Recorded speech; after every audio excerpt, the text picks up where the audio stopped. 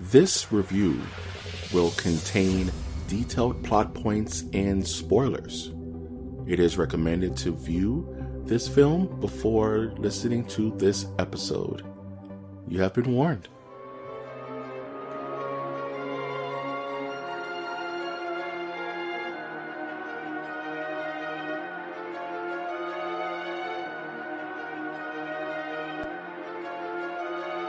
Welcome to the Nerdiverse. Go ahead, sit and listen to the masters, the old heads, talk about what you love the most.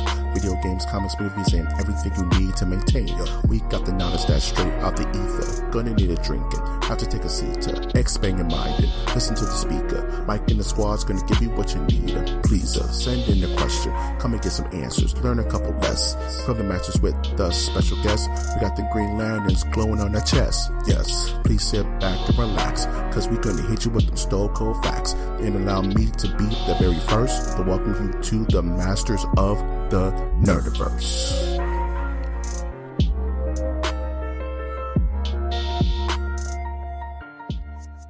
Welcome to MOTN Reviews. This is Masters of the Nerdiverse Reviews, where we take a look at some of cinema's most shiniest supernovas and some that are not so brightly lit. This old TV show of a podcast can be found on iTunes, Stitcher, Spreaker, SoundCloud, YouTube, iHeartRadio, Google Play, Spotify, and now Amazon Music. We're spreading through the universe like the flood in Halo lore. Oh shit, we're on Amazon Music now? Yeah, man. Oh damn. Yeah, man, we're getting up there. Let's creep on in that. Yeah, man, let's get some of that Amazon cashola. You know, Bezos needs to pay his taxes. Bezos will. He refuses to. We're not going to go there, though. My co-host with the most, who's smoother than avocado toast, is Mr. Ozzy Austin. Yay! Introduction. Introduction to thesis. Austin, are you in fact a vampire? You just haven't told me yet. I mean, if I was, it would match my pasty complexion. Let's put it that way. Nice. Because you don't need the sun anymore if you're a vampire. You know, you don't need it. What's the sun substitute for vampires? The moon? Maybe? The moon? This movie raises some interesting questions about vampire lore, about how vampires work in this particular universe.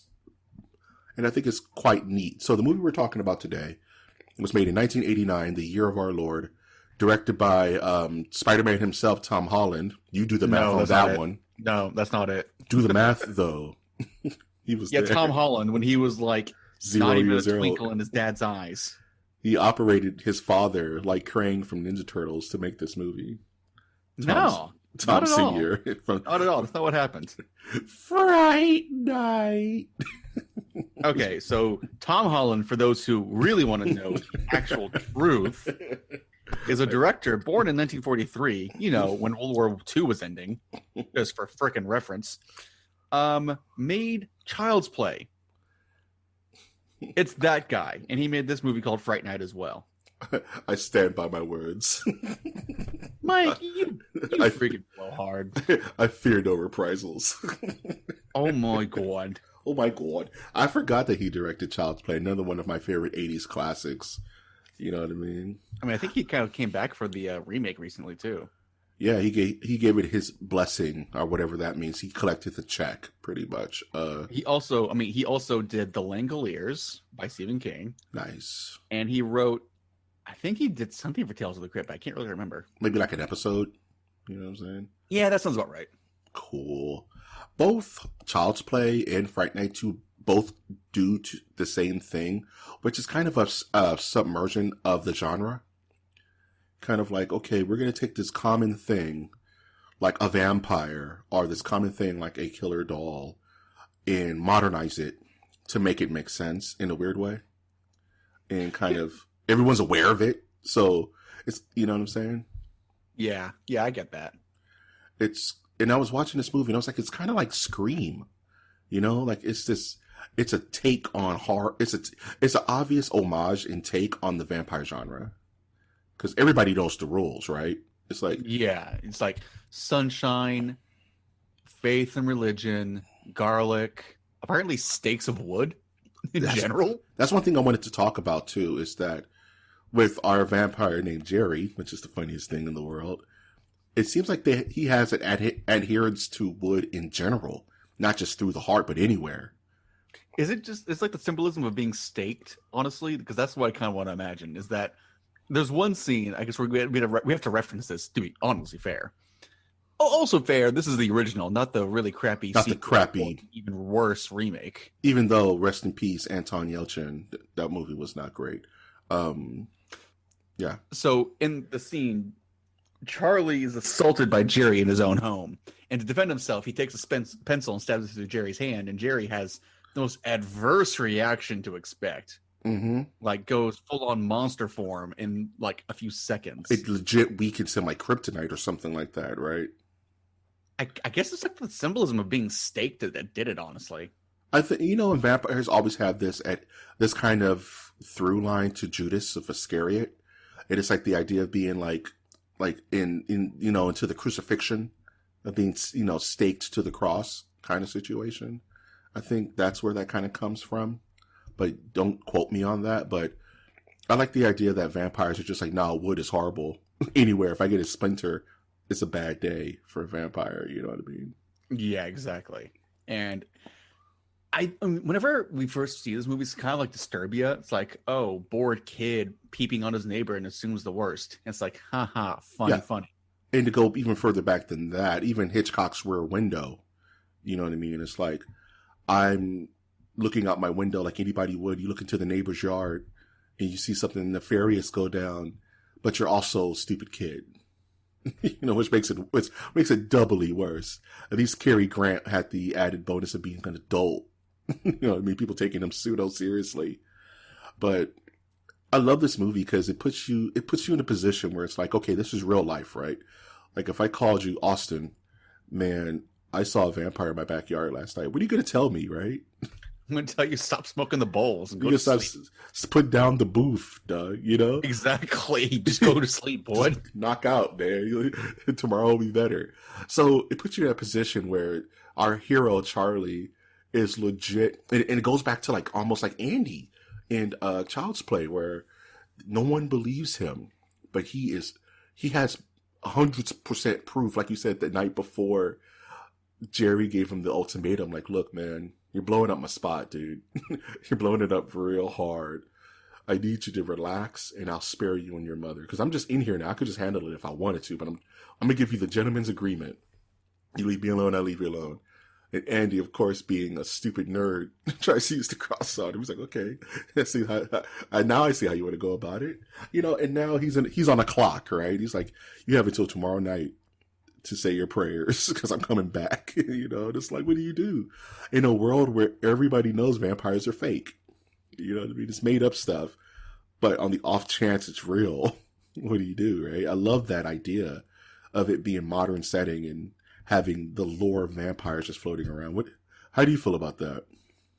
I'm not sure.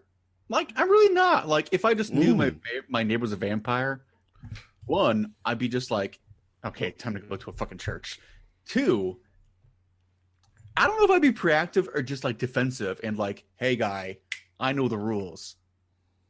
Don't come in here or else you're going to have a bad time. But the thing is my biggest problem with this movie is like, what was Charlie's plan? Like to piss off this vampire? Or like this ageless, super strength having mutative teleportation creature? What are you going to do? Call the cops on him, dog? I mean, I think his plan was just to have the adults take care of the situation because he's still a child. Okay. And this is something that's not explained in the movie. Yes, he's in high school, but what grade is he in? He doesn't seem like a senior. I'd say 17. 17, 16. It's kind of the age they're going for, maybe. Because he seems about 17 in general. I think that's like the best way to define him. Because between Marcy Darcy, we're going to get into Amy, because Amy's a whole conversation, and my boy Evil, they all kind of look between 18 and 17. Why is Evil your boy? Evil's the man, dude. He's my favorite character he's in this movie. Awful. Evil is stupid. I love Evil, man. He's the MacGuffin, dude. Evil is he's Captain Exposition. He informs the movie, dude. He's one of my favorite vampires of all time. Because he's such a goofball. Nerd. He's a nerd, goofball, loser vampire. You know, you only get that like in Buffy the Vampire Slayer and stuff, you know? Evil, Doug. Evil is just like, okay, let's just go down the list. Let's go from there and we go through all that stuff. Yeah, let's just talk about Evo, bro. Evil had the coolest transformation. Evil knows the rules, so he constantly messes with Peter Vincent and bends the rules in mid-fight. So he's not really even Charlie's friend. Let's put it that way. He's not even Charlie's friend. He's just a dude that floats around Charlie and Amy. Yeah, exactly. Like they're not really. He's a tag along. Yeah, it's just like I know this guy. He's an acquaintance. Yeah, dude. I invited myself into your house. I'm paying you money to give me info on vampires because I'm not that into it. You're super into it, and he's like, I can't turn down a fool on his. I can't take away a fool from his money or something. He says like that. He's not even his friend. It's just some dude who constantly gives him shit during high school, dude. You know, but Evo comes through in the clutch. Even though Evo is partly the fault. No. It's not Evo's fault. It's all Charlie's fault, honestly. Yeah, no, it is. It's entirely Charlie's fault. Charlie fucked up every time. If Charlie would have minded his own damn business and not been snooping around, none of this. Because by the end of this movie, everybody's lives are irreparably changed. Oh, yeah. Also, don't like peep in on people doing the do. That's a bad look, bro. That's weird. That's a bad look. That's super freaking weird. Don't do that. And that's a real life, like just PSA to anyone within the sound of our voices. If you see your neighbors doing the do, don't stare directly at them like Michael Myers. It's weird. And now they know you know, and it makes it weird. Don't do that. Don't do it. And this is a message for all ages. This is E for everyone. Just don't do that. Be like, they're doing it. And close your blinds. Or be just like, okay. Bye, have fun. Yeah, you close your blinds, you keep it pushing, man. Because if they see you seeing them, that neighbor relationship will constantly will be changed irreparably forever. You know what I mean? Don't do it. That's a pro tip from your boys at Masters of the Nerdverse. Evo with the iconic cross burned. That's an X burned into his head. You know what I mean? He's such a cool look, dude. Whenever Evil like first gets like bought into the power, I really did like it because he's so vulnerable and like just everybody gets to really know that he's just so pathetic. Yeah, and he hates himself. Evo, man. There's a scene where Evo's in mid-transformation back from being a wolf because he learns how to wolf transfer that soon into his receiving the dark gift or whatever. He already knows how to polymorph, and I'm like, that's a pro tip. That's a pro move. Like, you know what I mean? Like, how is he doing that? But then I remember he knows all the rules. So it's like if anybody would just get bit tonight and be like, okay, can I try to do this? He tried it and he figured out how to polymorph like day 2 of being a vampire. You know what I mean? I think that was kind of neat. But when he's transforming back and he's sobbing to Peter Vincent almost has his face or like where he feels bad for him. It's like a really emotional scene. I'm like, why is this in my popcorn horror movie? Exactly. It's actually just kind of nice. But also, Evil's kind of like the turning point, in my opinion, from being this kind of like a campy kind of movie to actual body horror stuff. Yeah. In general. Mm-hmm. I mean, Evil, God, the way he just laughs and points his finger while covering his mouth is such a like tactical grade schooler look in the first place. It really makes you feel like, man, he's just not mature in any way. And he's given ultimate power and like the need to murder people. Yeah, that's great. That's what I'm saying. Evo's my favorite in this movie, dude. He has the weirdest arc. Like, Evo goes from, man, you're crazy, to, man, I want to live, but man, I'm not scared. What's going to happen if I walk down the alley and Dracula's going to get me? What happens if Dracula gets you? And he accepted the gift. I mean, Jerry, of course, I'm sure Jerry used some of his glamour on him and got him lured in, but Evo took his hand, dude. He didn't have to do that. Could have been a guy. Yeah, Evil kind of like did the bad. He did the bad. He accepted the I will gift. say he tries to outright kill Vincent every time he can. Vince is always one step ahead. Vincent always... Okay, let's talk about Peter Vincent for a second. Let's transfer to Peter Vincent, dog. Vampire Slayer, dude. Actor turned apparently vampire expert killer. Dude, Peter Vincent is kind of like a send-off to the old Hammer films. Kind of like... He reminds me of Peter Cushing during all those old Hammer films, right? That's what he's supposed to be. The seasoned vampire slayer on TV, mind you. And why couldn't Charlie see that deviation other than he's just extremely immature? You know what I mean? Like, this man's an actor. He's not a real life vampire killer. He's not immature. He's just full of reason, and vampires are unreasonable. Vampires are very unreasonable. You cannot reason with a vampire. That being said, Peter Vincent has an amazing arc in this movie. From being the get out of my face guy to seeing the truth, from having a complete meltdown to finally becoming what he's played as so many years. He actually, by the end of this movie, he is a vampire slayer. Yeah, and it's kind of hilarious because he has the whole get up and like the tests and whatnot. Yeah. And he's like, oh, don't worry, sir. We'll pinch into to a cross. Oh, it's sacrilegious? Well, don't worry. We'll just like give you some holy water. Or yeah. Whatever. It's tap water. It's for the kid, man. And that's how you know, because even Jerry checked it in the light. He was like, okay, this is fine. Because Peter Vincent didn't go down and get it blessed. You know, that's why he drank it so fine. But when he checked his reflection in the mirror, that's when Peter Vincent loses it. Because he even checked it twice. He was like, okay, am I tripping? It's like, no, this guy legit doesn't have a reflection. And that's where he went into full panic mode. You know what I mean? Oh, yeah. Like, as soon as he turns around, it's like, yo, I can't see this man in the mirror. Oh, my God. We out. You know? Played by the amazing Roddy McDowall. Rest in peace. Also the voice of Scarecrow in Batman the Animated Series. Is he? Yeah. Oh, yeah. I didn't know that. No. He's not the voice of Scarecrow. He's the voice of the Mad Hatter. I take that back. The Mad Hatter. He's the voice of the Mad Hatter. That's not possible. Yeah, I just really like the character development of Peter Vincent being from like, look, man, I played that on a TV screen. Peter Vincent's not even my real name, dude. You know, like, I'm an actor. You know, but he's like, no, we got to step up. My friends are going to die. I'm going to die if you don't. I need another warm body that kind of knows what he's doing to help me out with this situation. And to bounce back to Charlie, there's moments in this film where I forget the actor who plays Charlie, but he shows moments of pure desperation.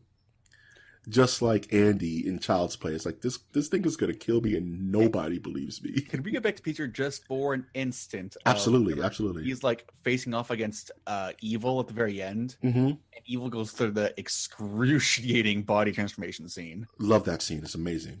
It feels a little drawn out, to be honest. Oh, yeah. But at the same time, like, his empathy to Evil is hilarious. That's what I'm saying. Like, there's a moment where Evil is reaching out to him saying help in his garbled monster mouth voice. And Peter Vincent, for a split second, is like, okay. And then he's like, no. You just tried to rip my throat out, werewolf. You know? And he backs away. And it's that moment of like you said, Evil's a very sensitive character. There's moments where he cries. There's a moment where he's pleading. The master will kill you for this. Yeah. That kind of stuff, you know? It's actually pretty great. That's what I'm saying. Evil's rules, dude. But Vincent is, I think Vincent is better because he just has like the better acting chops in general. Well, it's Roddy McDowall, man. The guy's a beast. He's classically trained thespian, dude. You know? So he kills the role. I think he's the most, between him and Sarandon, who plays, Jerry, those two guys just kind of carry this movie, you know. That's actually very true. But Charlie, I don't like Charlie. He's a dum-dum. You know who I don't like, Charlie? You know who I don't like more than Charlie? Amy. Amy's kind of the worst, dude. Oh man, Amy was just kind of how do I put it? She was very presumptuous a lot of times.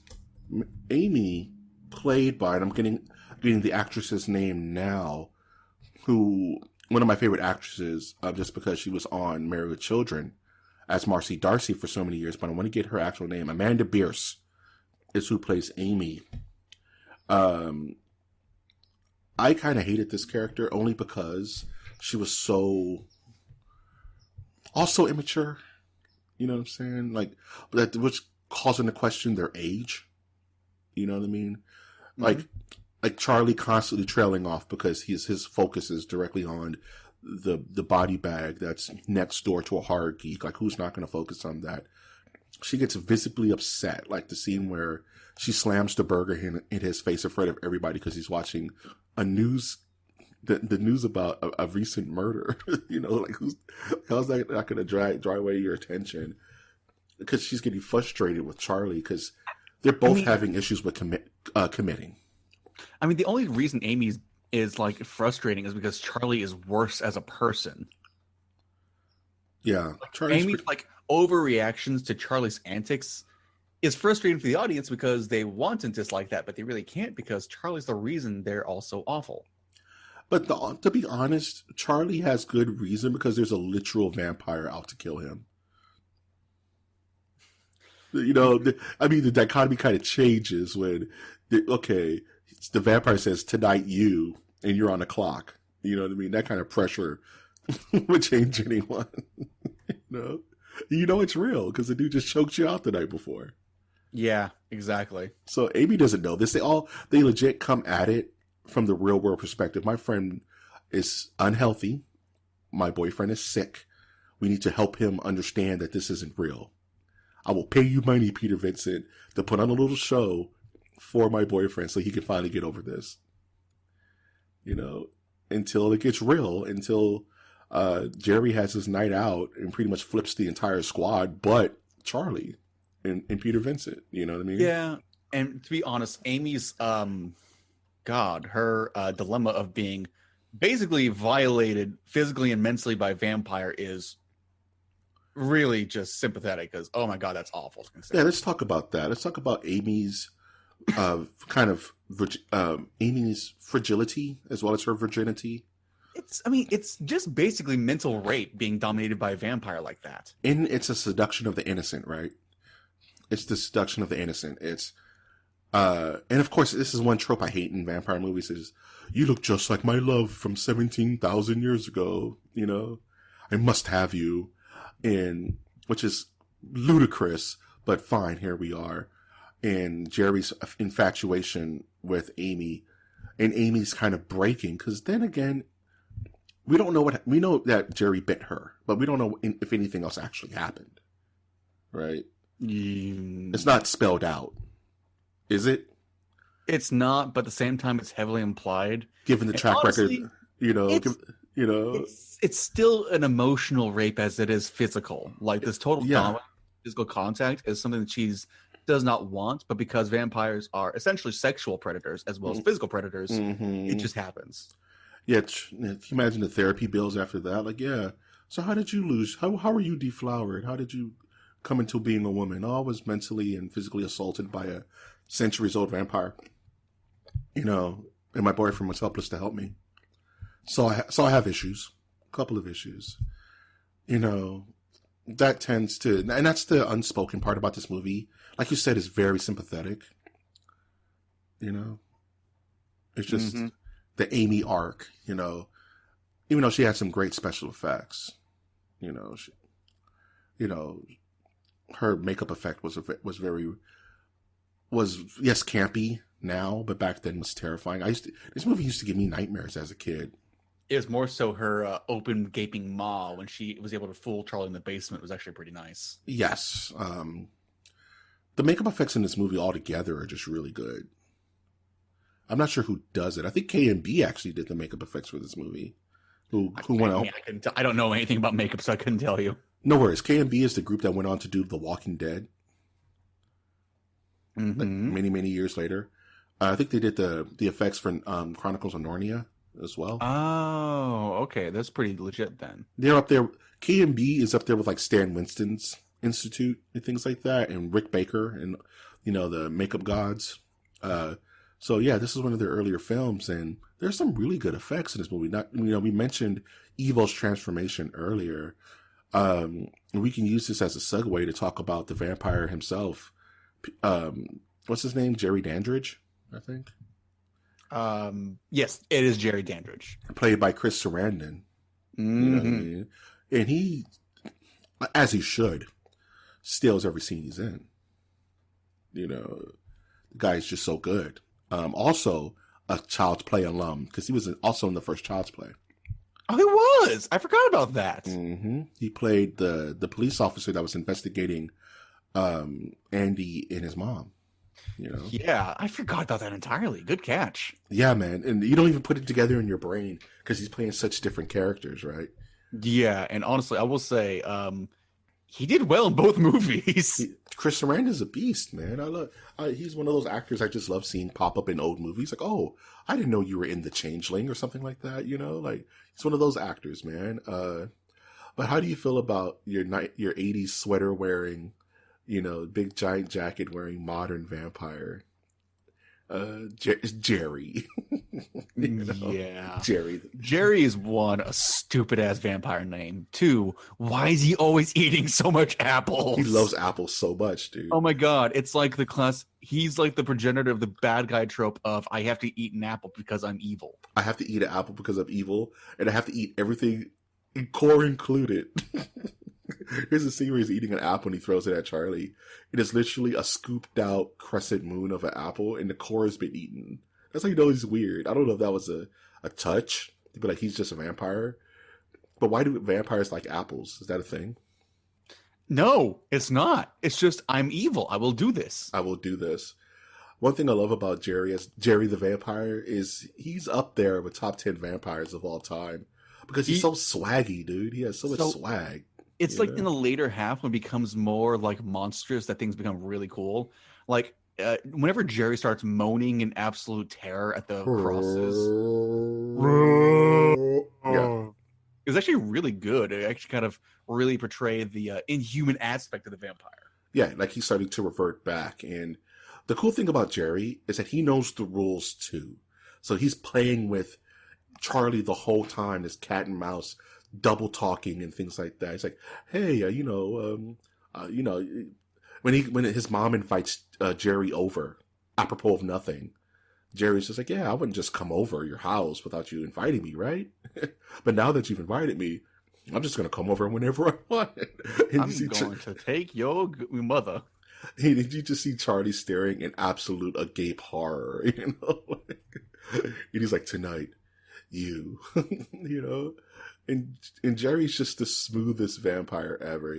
Because he's probably a couple 100 years old and probably have had to deal with this situation before, of course, right? Yeah, of course. And his little undead monster, whatever, Billy. Buddy. Yeah, let's talk about him first for a split second. I'm going to talk about Jerry because Jerry's better. Jerry is better, though. Yeah. Whenever Jerry starts turning into a vampire, it becomes more of that archaic vampire. Like, I command you, awaken. Yeah. Very Hammer. Very Christopher Lee, right? Which Hammer. Is great. Which is great. And that's why I love this movie, is because it goes back to that, when especially the crucifix scenes where he's like, stay back. And he does that moan and his eyes bug out and he starts to back up. You know what I mean? I mean, there's three scenes I want to kind of go over real quick. One is whenever Peter regains his faith somehow.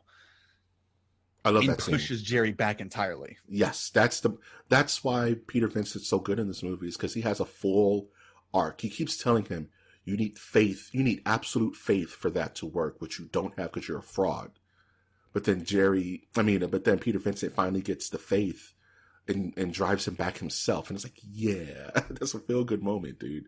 And then there's whenever Jerry is how do I put this?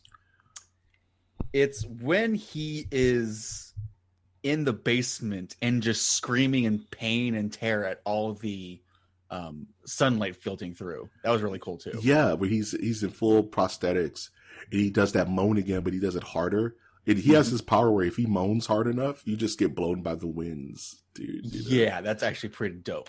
Oh, he's like charging up like Goku, and when he's in his coffin.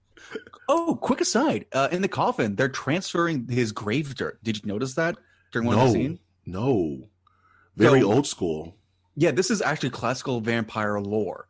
Vampires have to be in the sarcophagus with the dirt from their graves when they were alive, or in some cases, the dirt from their homelands Yeah. in order to survive. So, in one scene, whenever Vincent and Charlie are trying to take care of Amy, Jerry and Billy, Yeah, Billy, are in the basement transferring dirt from his old coffin to his new coffin. and they do. And the thing I like about the Jerry Billy is that they're so casual. They're just like, yeah, everything's going all right. Dangerously gay, which is kind of interesting to see here and there, because like whenever Jerry wraps his arms around Billy, Yeah, it's flirtatious, but you could also say honestly, because it's a vampire, it's a domineering master relationship. it's a different take on the master, like you said, the master servant relationship, sub and dom, right? I mean, Billy is. I think there's some kind of term for it. It's not familiar. It's like he's a ghoul. Billy's a ghoul is a good way to put it. Yeah. I think that's what it is. I think he legit just eats the bodies of Jerry's victims after he's done draining them. Yep, he's a ghoul. He's I don't know if he's as old as Jerry, but he's pretty up there because the man just turns into ash when he's dispatched of. But yeah. Yeah, and there's also the fact that whenever the last scene I have in mind is whenever Jerry's staked by Vincent, there's that really that really bad effect of he's on a basically, you know how it is behind the scenes. He's on a table and he just goes straight vertical. Yeah, he does the Nosferatu, dude. He does the old school Nosferatu rise. Admittedly, I made my wife watch this movie the first time, and she just started busting a gut laughing. Yeah, because it's so bad, but it's an homage, dude. It's a clear homage. Oh yeah, entirely. It's just really bad. It was bad. It was bad then. It's bad now. All right, and I guess then we can move on to Billy, and Billy's like, well, here's the thing. He's got like maybe 7 minutes screen time. That's about it, guys. But he does command the screen when he's on there, though. I disagree. One scene I do like with Billy is the cop scene where the cop comes by and Charlie tries to keep it together. He tries to keep it 100. He tries to keep it together for as long as he can. But Billy is constantly poking holes in what he's talking about. He's like, "Yeah, we could go check out the bags, man. It's no big deal." He's like, "You're not going to find anything because it's just garbage." But I took out the trash. And Charlie goes, "You'll find Mr. How about Jerry the basement, huh? How about doing the basement of undeath?" And the cop goes, "What? Oh, okay, I see. Kill over here." He just grabs the back of his neck. He goes from like being a serious cop to, boy, you get the fuck out of this house. Yeah, he pretty much turned it to his dad. He was like, if I ever hear you coming up to the station with this bullshit again, I'm gonna lock you up forever. Yeah, and that was such a good break of comedic, and it's almost comedic in its effect, honestly, because it's just a matter of, okay, we're breaking character here right now. Jerry, no. Yeah. You're okay. Charlie, you're being an idiot. What the hell? What the hell, Charlie? You're being an idiot, dude, and you're wasting. Honestly, Charlie could have gotten put into shackles for obstruction of justice or something. He could just go to jail, wasting the cops' time. Disturbance. It's mostly just being a domestic disturbance at that point. 100%. So, and I think Billy was quite good in that role for that moment. So, and I like that he's like you said, the familiar, the ghoul, the Renfield, so to speak. He bleeds ectoplasm. He had one of the best deaths in the movie when he just whenever his skeleton is like very kind of liquidy and mobile and going up and down. That was actually kind of disgusting. Nice. It was a very nice effect. And like you said earlier, this is a tale of two movies, right? The first half of this movie is Charlie legit crazy 80s fun kind of high schooly PG movie, right? The second half of this movie is filled with nudity, sex, violence, and gory explosions. You know what I mean? So it's like this movie doesn't kind of want to know what it wants to be, or its transition wasn't as smooth as it could have been. You know? Okay, I know what I'm confusing for Renfields now. All right, people from Nerdiverse, here's some nerd fucking lore. Let's do it. Renfield is the psychic thrall of Dracula in Bram Stoker's Dracula novel. Mm-hmm. He's the mortal servant of Dracula. So, thing one. Thing two, Renfield syndrome is actually the clinical term for people who believe they're vampires due to psychological disorder. So, Renfield is the common term for people who think they're vampires but are in actuality mentally unwell. And 3. I am a big fan of the Harry Dresden Files series. Renfields are a thing in this universe where they are people who are psychically shattered by existing vampires to do all their entire biddings. That's likely all 3 where I draw my sources from. Nice. Whoops. Quote your sources. It makes the podcast stronger. Yeah, I just did a quick Google search. I was like, Renfield vampires? Oh. So you're like me. Like once I fall down the rabbit hole, it's kind of like, let's go. Let's just dig. Let's get it. I need to understand, right? So there is. If you want a rabbit hole, go look up 40K universe lore, man. You and your 40K. Are there vampires in 40K? Kind of, actually. Do they wear sweaters like Jerry Dandridge? They could if they wanted to, but they're mostly like psychic, emotional torture vampires. Then they are insuperior. Well, there are actually vampires in Age of Sigmar, which is the fantasy version of that, and they are really hardcore badass vampires. Like, oh my god! Random vampire question: if you're strong-willed, can you defend against a vampire's lore, or is just anyone up for game? What do you mean by vampire lore? Can you explain? I'm sorry, the vampire glamour, the gaze. Oh, okay. So yes, I believe the common lore is vampires are psychically strong. They can press their will on somebody. If you are strong, or in this case, stubborn enough, you might be able to push it off of you. However, this isn't really easy to do. There's actually a really good example in Salem's Lot by Stephen King. Mm-hmm. So very, very good.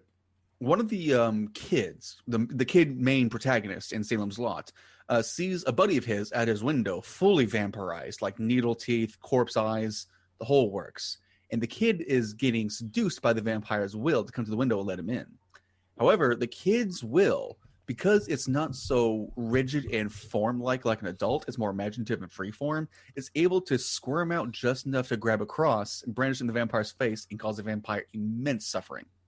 So it's, in that case, a speculation of what is the loose boundaries between the form of psyche for adults versus children. And that is played a lot, actually, into other Stephen King books, such as It. Or The Shining.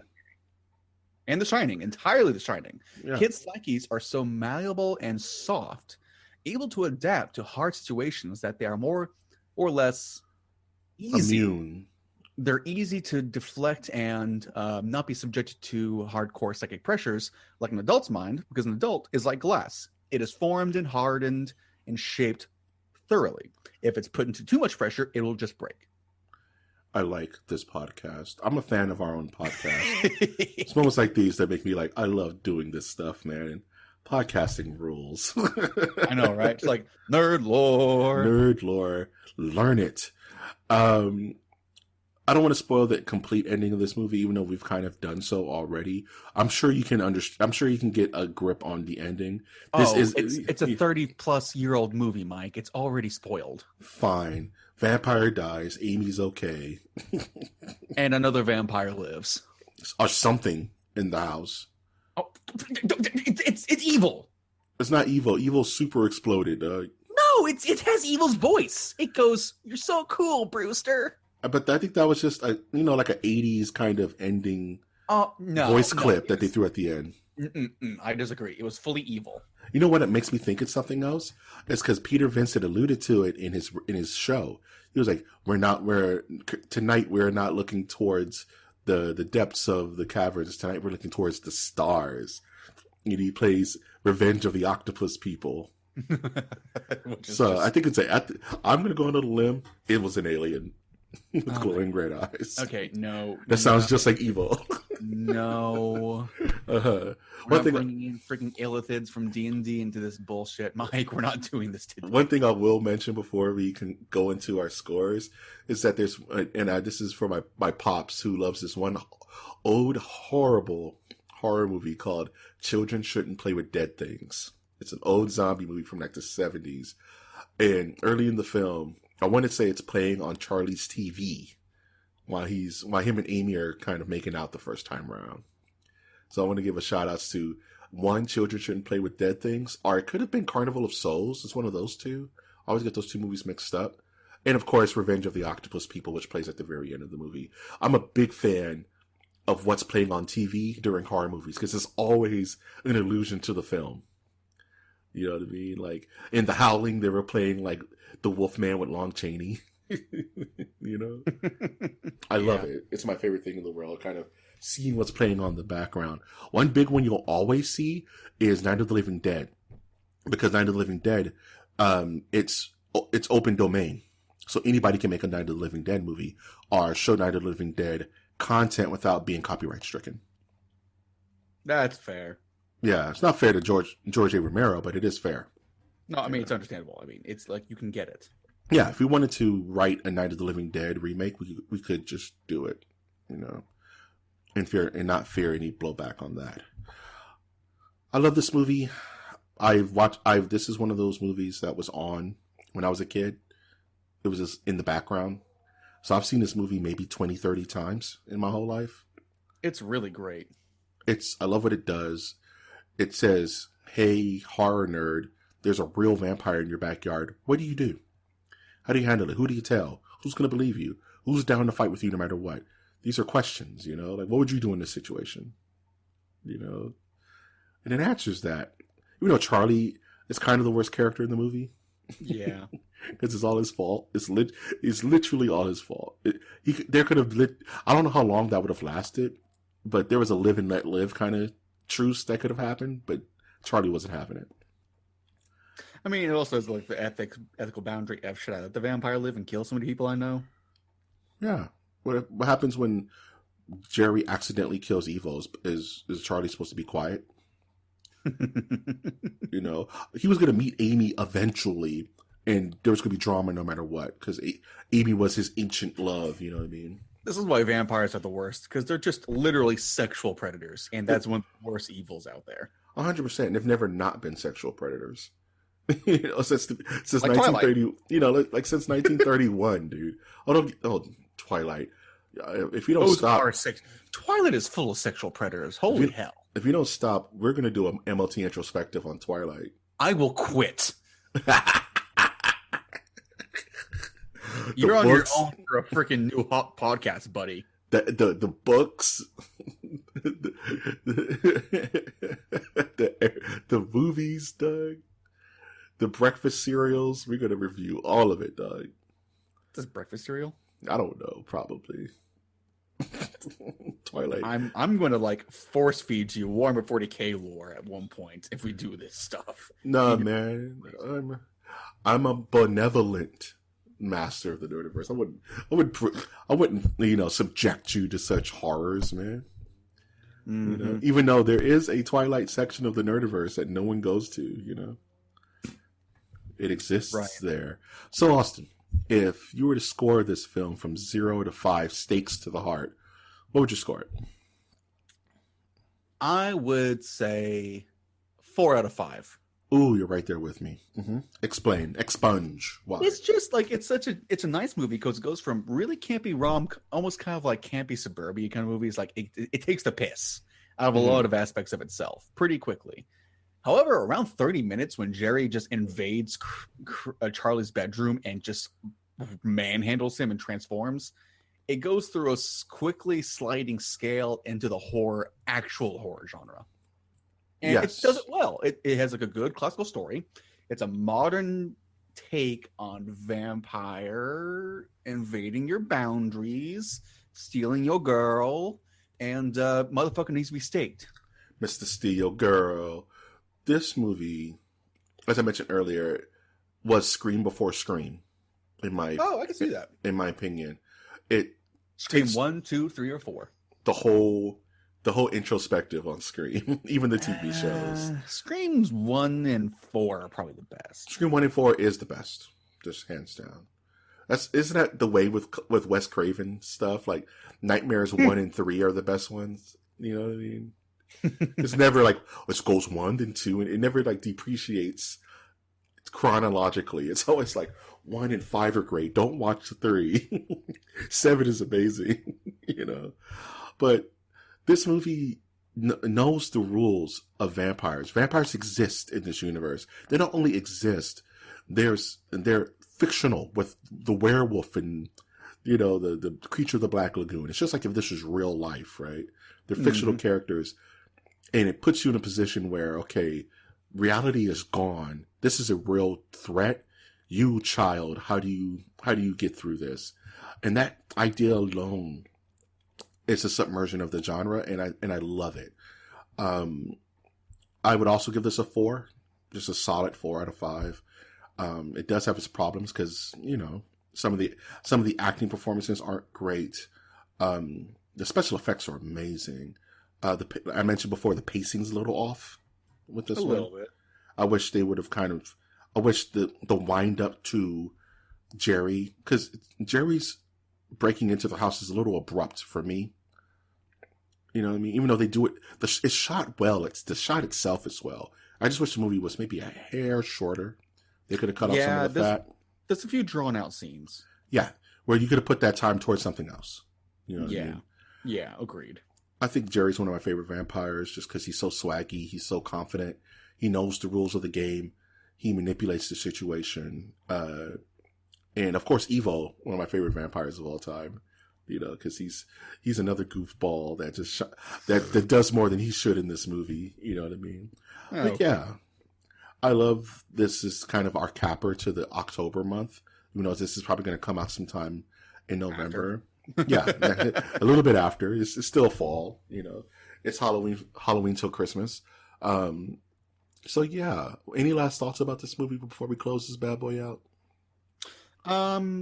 Vampires are always fun because they should be evil ass creatures without any kind of redeeming factors, because they're basically just parasites on humans. So I'm glad that this movie kind of did that, even though there weren't a whole lot of redeeming vampire stories back in the day.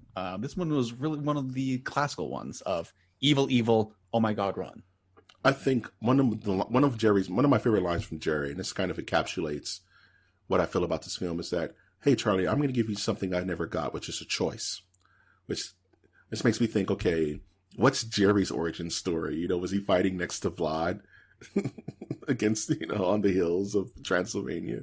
Like, we don't know, but it makes you sympathetic for every character on a certain level. Well, it makes me think that if to answer that question, not be something in the sequel, but who's going to watch that goddamn sequel? Don't watch anything other than this film. I'm just telling you now. Don't watch the sequel. Don't watch the remake. Don't watch the weird sequel to the remake. Don't watch any of it. Just this movie. Don't do it. You'll hurt yourself. It's one of those. Exactly. So I definitely recommend this film. I recommend it to anyone who wants a good popcorn movie night. I recommend to anyone who's a fan of Married with Children. Just watch it. Love and Marriage. Where can we find you, Austin? Austin Ozzy on Twitter, sometimes on Twitch, and that's pretty much where you're going to find me. You can find me in St. Louis rolling on dubs. You can find this podcast at our website, which is mastersofthenerdiversecast.com, where we have all of our episodes archived. That's about 200 episodes worth of MOTN goodness. You know, exactly. If we were a candy bar, we'd be full of nougat. Delicious nougat. You can always find us on our social media channels, primarily Twitter, at mnerdiverse. Come holler at your boy. Follow us. If you want to support the channel monetarily, you can always do so via Patreon, patreon.com/MOTN. If you give us the monies, the podcast will grow like the Cloverfield monster, just swirling in the cut. Just let it undulate. But if you want to support us non-monetarily, you can always do so by liking our content, by subscribing to our channels, and by commenting on our episodes, because feedback is amazingly important. Entirely so. Yes, we need to know. Is this a good episode? Can we have been funnier? Could our content be sharper? We need to go from 4K to 8K by next year. Otherwise, we will become obsolete. So help us grow. If this is your first episode, you say, hey, I love Fright Night. What are these guys talking about? And you've listened to the episode and enjoyed it, I would like to say thank you and welcome to the Nerdiverse. I've, of course, been your host, Mike G. And I have been your also host, Austin. And we will always ask you to look towards the skies. Look towards the skis. Skies! It's skis, the Simpsons told me.